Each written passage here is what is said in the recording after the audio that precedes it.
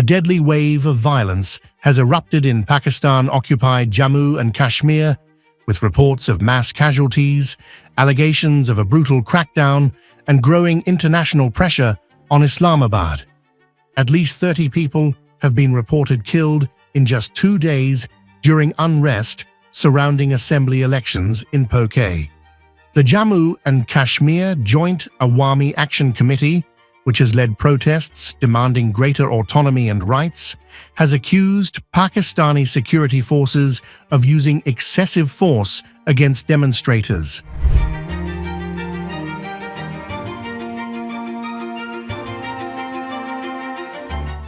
The violence unfolded as the region headed to the polls under the shadow of political unrest, allegations of intimidation, and a prolonged communications blackout. For weeks, protests have swept across PoK, with residents raising demands over governance, public services, and greater political representation. Jack claims the movement has faced a harsh crackdown, while rights groups warn that the shutdown of internet and mobile services has made independent verification of events increasingly difficult. Amnesty International has now called for a transparent investigation into the reported use of force. Amnesty has urged Pakistan to restore communication channels and allow independent observers and media access to the region. The controversy intensified after Pakistan's Defence Minister Khawaja Asif defended the government's actions.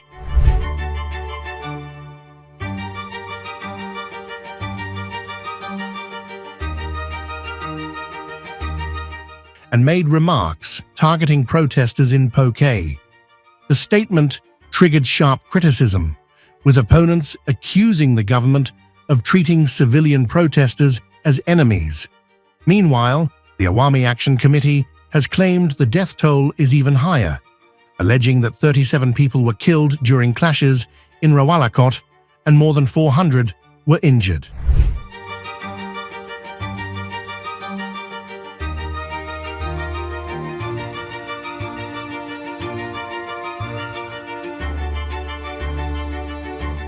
AAC leader Umar Nazir Kashmiri alleged that security forces opened fire on a peaceful march where protesters were carrying white flags. The unrest has also reportedly claimed the life of Usman Nazir, the brother of Jack founder Omar Nazir Kashmiri. The crisis has now spilled beyond the region, with PoK diaspora groups staging demonstrations outside the Pakistani consulate in Bradford. India has condemned the developments, calling the PoK elections a cosmetic exercise and accusing Pakistan of suppressing civilian voices. As competing claims over casualties continue, the region remains tense, with demands growing for accountability, transparency, and an independent probe into the violence. The question now is whether the crackdown will end the unrest or fuel a larger movement against Islamabad's control in PoK.